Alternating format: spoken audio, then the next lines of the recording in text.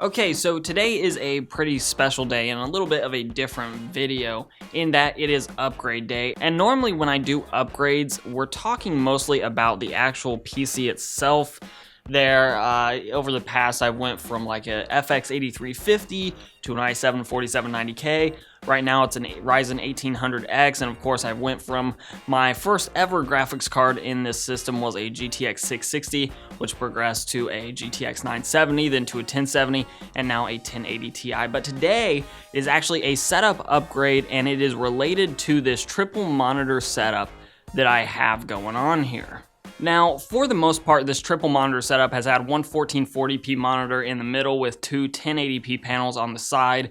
I've somewhat recently, I guess it's been more like 6 or 7 months ago now, I put a 900p monitor on the far left side because I needed that 1080p monitor for a different system altogether. So I've been rolling with a 900p, a 1440p, and a 1080p panel. But today, all three of those are gonna actually get replaced. And that's because I have, right here, a brand new G-Sync 35-inch curved display 3440 by 1440p panel. This is the AOC AG352 UCG. This is an awesome panel, at least I hope it will be. And I actually got quite a good value. I paid around $700 after tax was all said and done on this display. It was one of the Newegg egg flashes or Newegg flash sale or whatever you want to call it. It was one of those sort of flash sales, and what I was looking for in a display like this was some of the feature set you actually can see here.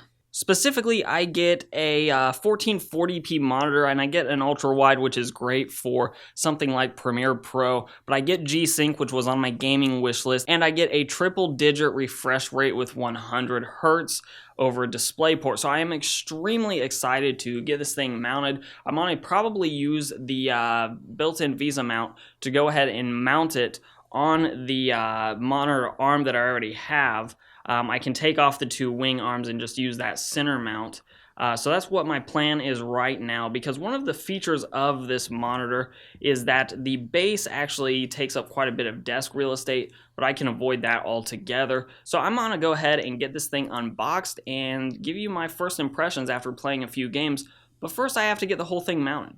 Okay, so this is now a far simpler setup.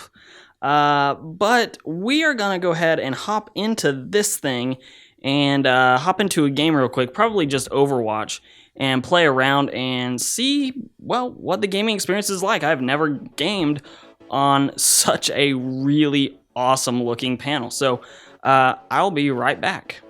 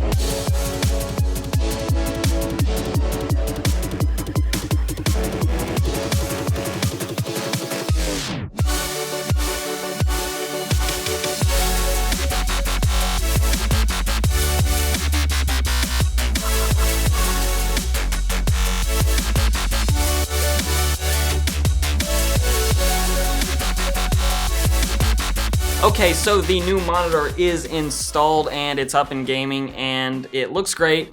I'm really curious to see how it performs while playing around with Adobe Premiere Pro when I'm editing videos just like this one, but I'll give more thoughts down the road when I have a little bit more time to get involved with this monitor. But so far so good, looks great, runs great. I'm so glad it wasn't a DOA, because taking this thing back off of its monitor stand would just be awful.